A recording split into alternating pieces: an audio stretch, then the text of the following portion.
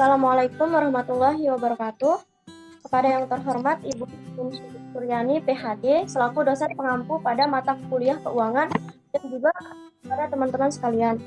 Baiklah, kami dari kelompok 5 akan memaparkan materi tentang manajemen modal kerja. Tapi sebelum kita berlanjut ke pemaparan materinya, izinkan kami memperkenalkan diri terlebih dahulu. Dengan saya sendiri, Wim Budi Arti dengan NIM A1B021396. Dengan saya sendiri nih Kak Selvia Dewi dengan absen A1B021361. Saya Daulia dengan NIM A1B021388. Baik, pemaparan yang materi yang pertama akan dibacakan oleh teman kita Selvia. Untuk materi pertama mengenai pengertian modal. Jadi modal dalam pengertian klasik ini berarti hasil produksi yang digunakan untuk kegiatan produksi selanjutnya. Dalam konteks ini modal diterjemahkan secara fisik atau physical oriented pada perkembangan selanjutnya. Jadi pengertian modal ini mengalami pergeseran dari sifat fisik menjadi non-fisik atau non-physical oriented. Dan dalam pengertian ini, modal ditekankan pada nilai, daya beli atau kekuasaan memakai atau menggunakan yang terkandung dalam barang modal.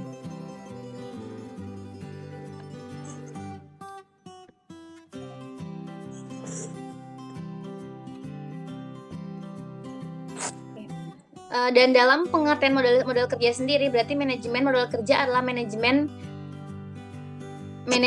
yang harta lancar dan utang lancar, terutama sekali bagaimana agar operasi perusahaan dapat berjalan dan berkewajiban lancar atau kewajiban yang harus dibayarkan dalam jangka pendek ataupun satu periode atau 1 tahun perusahaan yang mampu dalam melunasinya. Jadi modal kerja ini atau working capital yang biasa disebut sebagai modal kerja atau brutto gross working capital ini berarti aktiva lancar yang digunakan dalam operasi. Sedangkan pengelolaan modal kerja atau yang dinamakan dengan working capital management yang menyangkut penetapan kebijakan modal kerja maupun pelaksanaan kebijakan tersebut dalam operasi dalam sehari-hari.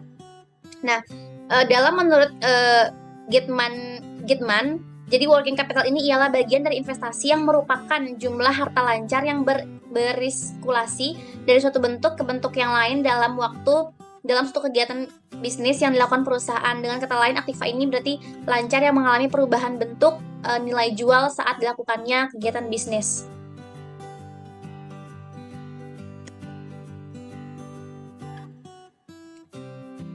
Adapun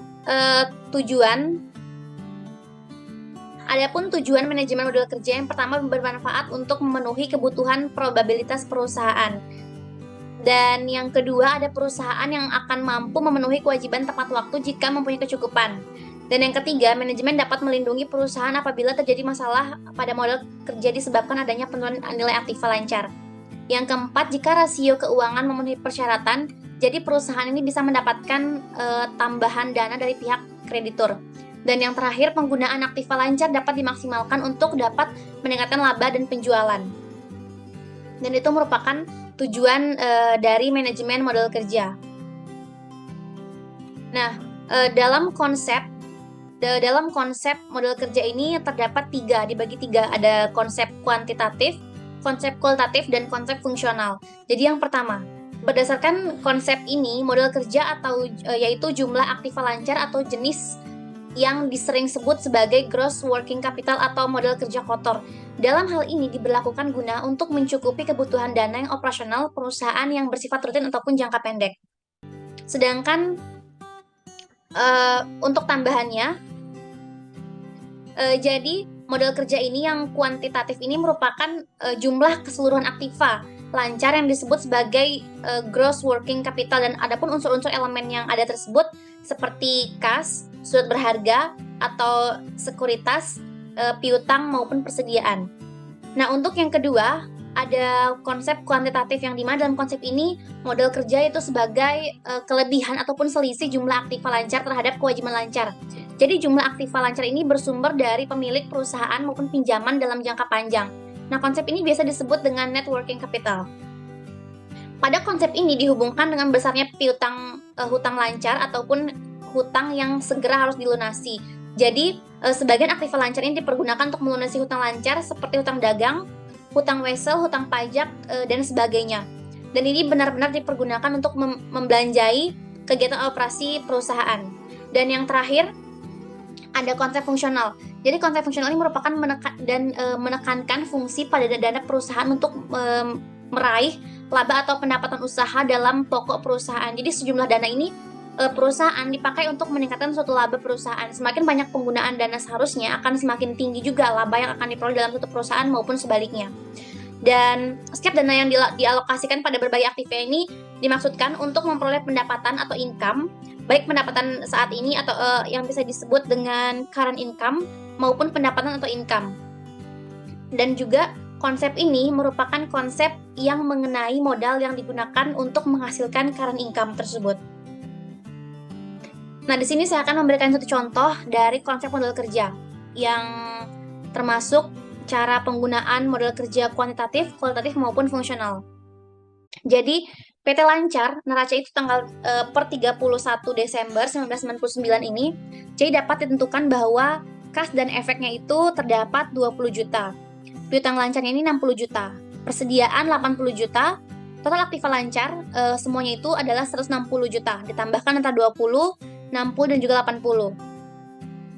Nah, untuk yang kedua, ada mesin 70 juta.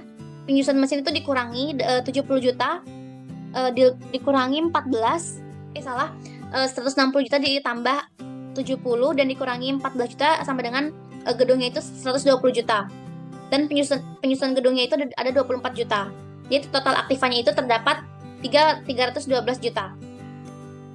Nah, untuk di kolom kedua, terdapat hutang dagang yang sebesar 40 juta, hutang wesel 25 juta, hutang lainnya 35 juta, sedangkan total hutang semuanya terdapat 100 juta rupiah. Nah, untuk modal sendiri atau MS, terdapat dua macam. Yang pertama modal saham sebanyak 200 juta, dan hutang laba ditahan sebanyak 12 juta. Jadi total hutang dan MS tersebut ditotalkan semuanya terdapat 312 juta. Jadi balance antara total aktiva dan total hutang dan MS-nya itu sama. Jumlahnya itu 312 juta rupiah. Nah, untuk yang kedua ini digunakan modal kerja kuantitatif yang dimana kas dan efek itu tadi kita lihat di kolomnya tersebut terdapat 20 juta rupiah. Sedangkan piutang dagangnya itu 60 juta rupiah. Sedangkan persediaan itu terdapat 80 juta rupiah. Jadi dapat dihasilkan modal kerja bruto tersebut sama dengan 160 juta rupiah. Dan yang ketiga, terdapat modal kerja secara kualitatif yang dimana kita dapatkan total aktiva lancar tersebut tadi 160 juta rupiah, total hutang lancar 100 juta rupiah, dan jumlahnya tersebut modal kerjanya itu sebanyak 60 juta rupiah. Jadi berdasarkan data tersebut, apabila disertai informasi hutang tentang margin laba sebesar 25% dan struktur berharga, efek-efek sebesar 12 juta rupiah atau maka dalam kurung sama dengan 5. Dan yang keempat, modal kerja fungsional adalah terdiri dari yang A, ada 3 macam antara modal kerja real, modal kerja potensial, dan sedangkan yang termasuk bukan modal kerja dalam konsep fungsional. Untuk yang A ini, modal kerja real yang pertama ada kas sebanyak 8 juta rupiah, piutang dagang 75% sebanyak 45 juta rupiah, persediaan 80 juta rupiah, penyusunan mesin ada 14 juta rupiah, sedangkan penyusunan gedung ini adalah terdapat 24 juta rupiah.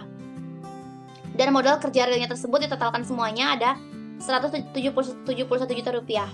Dan untuk yang B, modal kerja potensial, yang dimana efek-efek ada terdapat 12 juta rupiah, margin laba piutang 25% terdapat 15 juta rupiah, sedangkan total kesemuanya itu modal kerja potensial terdapat 27 juta rupiah. Dan yang ketiga, sedangkan yang termasuk bukan modal kerja dalam konsep fungsional, yang pertama ada mesin dan gedung. Mesin ini 7 juta rupiah, dan yang gedung 120 juta rupiah. Jadi total bukan modal kerja tersebut ada 127 juta rupiah. Mungkin sekian dari saya, terima kasih. Baik, selanjutnya Syahidah.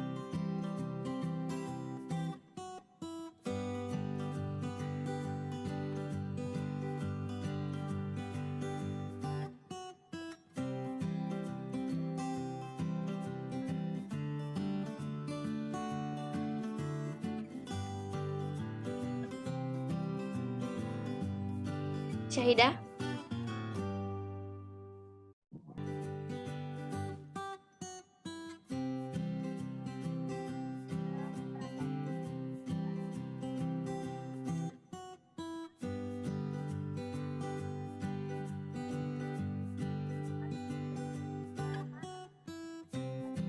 Syahida nggak ada suara.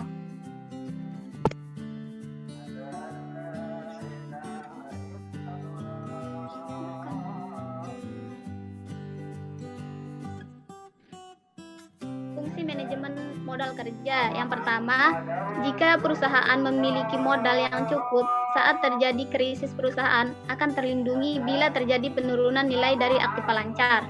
Yang kedua, perusahaan bisa memberikan syarat kredit bagi konsumennya dengan lebih lunak dan menguntungkan.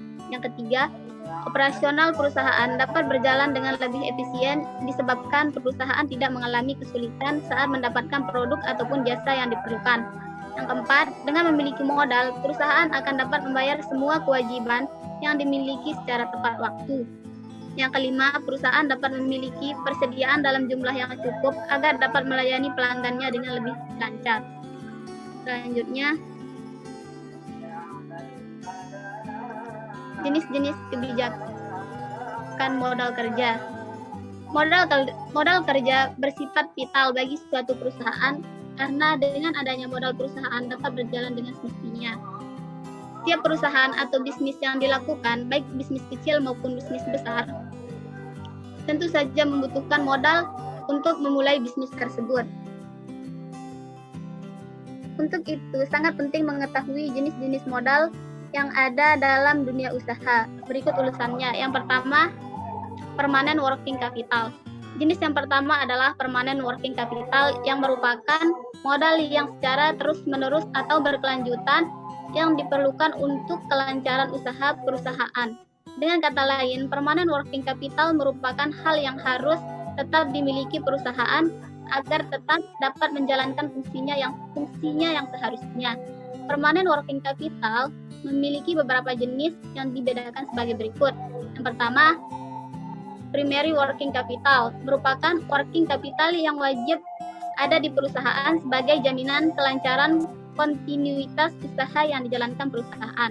Kedua, normal working capital, yaitu presentasi dari jumlah working capital perusahaan yang dibutuhkan untuk perluasan produk perusahaan yang normal.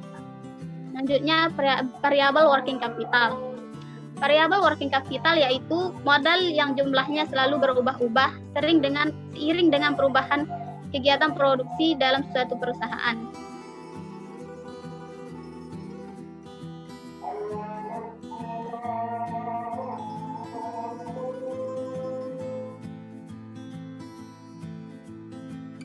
Variable working capital sendiri dapat dibedakan menjadi beberapa jenis yang memiliki pengaruh yang berbeda-beda untuk perusahaan. Berikut ini adalah jenis dari variable working capital yang berlaku di perusahaan. Yang pertama, seasonal working capital, yakni perubahan working capital yang dipengaruhi oleh fluktuasi musim. Yang kedua, cyclical working capital, yakni perubahan working capital yang disebabkan oleh fluktuasi konjungtur. Yang ketiga, emergency working capital, yaitu perubahan besaran working capital yang penyebabnya tidak diketahui karena terdapat keadaan darurat. Selanjutnya, sumber modal kerja. Modal kerja menurut jenisnya dapat dibedakan menjadi dua golongan, yakni sebagai berikut. Yang pertama, modal kerja permanen, yaitu jumlah modal kerja minimal yang harus tetap ada dalam perusahaan untuk dapat melaksanakan operasinya atau sejumlah modal kerja yang secara terus-menerus diperlukan untuk kelancaran usaha. Modal kerja permanen ini dapat dibedakan menjadi 6 modal kerja. Yang pertama, modal kerja primer, yaitu jumlah modal kerja minimum yang harus ada pada perusahaan untuk menjamin kontinuitas usaha. Yang kedua, modal kerja normal, yaitu jumlah modal kerja yang diperlukan untuk menyelenggarakan luas produksi yang normal. Yang ketiga, modal kerja yang jumlahnya berubah tergantung pada perubahan keadaan. Modal kerja musiman, yaitu modal kerja yang jumlahnya berubah-ubah pada fluktuasi musim. Yang kelima, modal kerja siklis, yaitu modal kerja yang jumlahnya berubah-ubah disebabkan oleh fluktuasi konjungtur. Yang keenam, modal kerja darurat, yaitu modal kerja yang jumlahnya berubah-ubah karena adanya keadaan darurat atau mendadak yang tidak dapat diketahui dan diramalkan terlebih dahulu. Selanjutnya, modal kerja dapat berasal dari berbagai sumber, yakni sebagai berikut. Yang pertama, pendapatan bersih. Modal kerja diperoleh dari hasil penjualan barang dan hasil-hasil lainnya dapat meningkatkan uang kas dan piutang. Yang kedua, keuntungan dari penjualan surat-surat berharga. Surat-surat berharga sebagai salah satu pos aktiva lancar dapat dijual dan dari penjualan ini akan timbul keuntungan. Yang ketiga, penjualan aktiva tetap, investasi jangka panjang, dan aktiva tidak lancar lainnya. Sumber ini untuk menambah modal kerja adalah hasil penjualan aktiva tetap. Investasi jangka panjang dan aktiva tidak lancar lainnya yang tidak diperlukan bagi oleh perusahaan. Yang keempat, penjualan obligasi dan saham serta kontribusi dari pemilik. Utang hipotek, obligasi dan saham dapat dikeluarkan oleh perusahaan apabila diperlukan sejumlah modal kerja. Selanjutnya untuk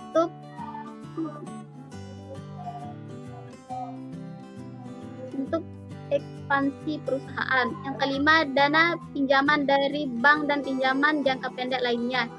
Pinjaman jangka pendek seperti kredit bank bagi beberapa perusahaan merupakan sumber penting dari aktiva lancar, terutama tambahan modal kerja yang diperlukan untuk membelanjai kebutuhan modal musiman, siklis, keadaan darurat, atau kebutuhan jangka pendek lainnya. Kredit dari supplier atau trade editor. Salah satu sumber modal kerja yang penting adalah kredit yang diberikan oleh supplier. Material, barang-barang, supplies, dan jasa-jasa biasa dibeli secara kredit atau dengan wesel bayar. Selanjutnya,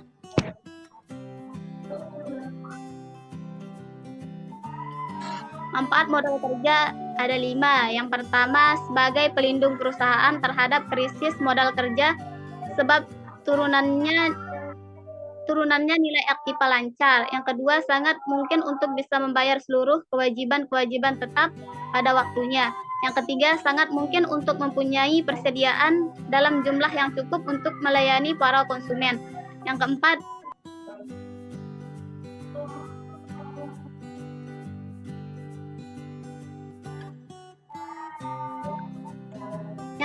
memungkinkan untuk perusahaan dalam memberi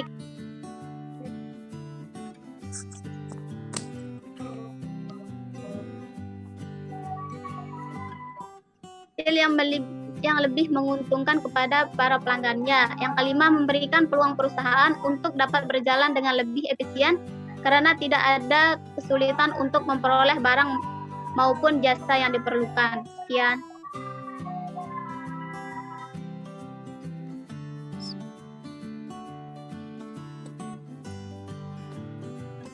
Selanjutnya, faktor yang mempengaruhi modal kerja. Di sini ada 4 faktor. Yang pertama, jenis perusahaan. Kebutuhan perusahaan akan modal kerja ini tergantung pada jenis usaha yang dijalankan oleh perusahaan itu sendiri. Yang kedua, syarat kredit kebutuhan akan modal bagi perusahaan juga tergantung pada syarat pembelian dan penjualan. Perusahaan akan membutuhkan modal yang masuk dalam piutang jika syarat kredit bagi konsumen semakin longgar dan sebaliknya. Yang ketiga, waktu produksi. Jika waktu yang diperlukan untuk mendapatkan barang semakin lama, jumlah modal yang dibutuhkan perusahaan juga akan semakin besar. Yang keempat, tingkat perputaran perusahaan. Semakin lama persediaan berputar, maka semakin besar modal yang diperlukan oleh perusahaan dan sebaliknya. Cara menentukan kebutuhan modal kerja. Di sini ada 2 metode untuk menentukan kebutuhan modal kerja. Yang pertama, metode keterikatan modal kerja. Untuk menentukan besarnya modal kerja dengan menggunakan metode ini, ada 2 faktor yang perlu dipertimbangkan, yaitu periode terikatnya modal kerja, proyeksi kebutuhan, kas rata-rata per hari. Semakin lama periode terikatnya modal kerja, maka semakin besar jumlah kebutuhan modal kerja dan sebaliknya. Yang kedua, metode perputaran modal kerja. Dengan cara menghitung perputaran elemen-elemen pembentuk modal kerja seperti perputaran kas, perputaran piutang, dan perputaran persediaan. Nah, di sini ada contoh dari metode keterikatan modal. Bisa dilihat pada contoh pertama, PD Mekar memiliki data tentang modal kerja sebagai berikut. Rata-rata periode terikatnya modal kerjanya yaitu lama barang disimpan di gudang selama 6 hari, lama pengumpulan piutangnya selama 14 hari, maka bisa dijumlahkan menjadi 20 hari. Rata-rata pengeluaran setiap hari, pembelian barang dagangan 1 juta, upah karyawannya 100.000, biaya administrasi dan umum 15.000, biaya penjualan 35.000. Jadi jumlahnya 1.150.000. Jika ditetapkan kas minimal 250.000, maka jumlah modal kerja yang dibutuhkan periode terikatnya modal kerja kali pengeluaran kas setiap hari plus kas minimal, yaitu 20 kali 1.150.000 ditambah 250.000 ditambah 23 250.000. Jadi kebutuhan modal kerja PD Mekar adalah sebesar 23.250.000. Sekian. Jadi dengan selesainya pemaparan materi pada kali ini, maka berakhirlah presentasi kita pada hari ini. Sekian, assalamualaikum warahmatullahi wabarakatuh.